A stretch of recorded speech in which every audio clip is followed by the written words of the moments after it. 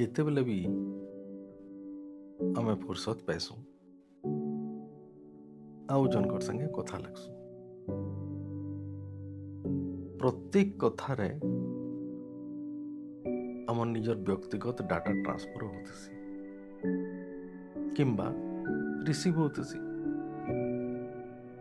ବେଲେ ଆମର ସମ୍ପର୍କଟା ଯେତେବେଳେ ଠିକ୍ ଥିବା ସେଥିରେ କିଛି ପ୍ରାୟ ଅସୁବିଧା ନାଇଁ ହୁଏ। କିନ୍ତୁ ଯେତେବେଳେ ଆମର ସେହି ମଣିଷ ସାଙ୍ଗେ ସମ୍ପର୍କଟା ବିଗିଡ଼ି ଯାଏସି ଆଉ ସେହି ମଣିଷଟା ଇମୋସନାଲ ହେବେ, ଆମେ ବହୁତ ସମୟରେ ଇମୋସନାଲ ହେଇକିରି ବହୁତ ଜିନିଷ କହିଦେଇଥିସୁଁ ଯେନ୍ଟାକି ନର୍ମାଲ ଇମୋସନରେ ଥିଲାବେଳେ ଆମେ ନାଇଁ କହିଥିତା। ସେହି ଜିନିଷଟା ସେହି ମଣିଷର ହାତେ ଗୋଟେ ବମ୍ ବାଗିରେ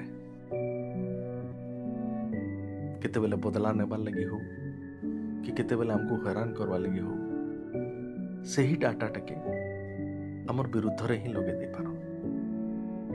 ତ ସେଥିଲାଗି ବୋଲି ଜୀବନ ଦି ସବୁବେଳେ ମନେ ରଖିବେ, ଯାହାକି ଅତି ନିଜର ବି ଭାବୁଥିବେ ସେହି ମଣିଷଟା ଦରକାର ପଡ଼ିଲେ ଆପଣଙ୍କର ସବୁଥିରୁ ବଡ଼ ଶତ୍ରୁ ହେସି।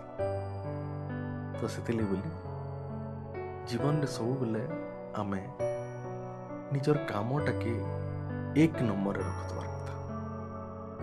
କାମ ନାଇଁ ନ ବୋଲେ ସୁଚ କଥା ଲାଗବାଟା ବେକାର।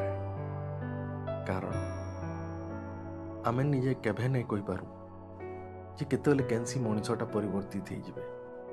ସ୍ୱାର୍ଥ ସାଧନ ହଉଥିବାର ତକ ଆପଣଙ୍କୁ ସବୁ ଲୋକ ଭଲ ବୋଲବେ, ଯେନ୍ ଦିନ ସ୍ୱାର୍ଥ ସାଧନ ନାଇଁ ହେଲା ଆପଣଙ୍କୁ ତାଙ୍କର ଜୀବନରୁ ଫିକି ଦେସନ୍।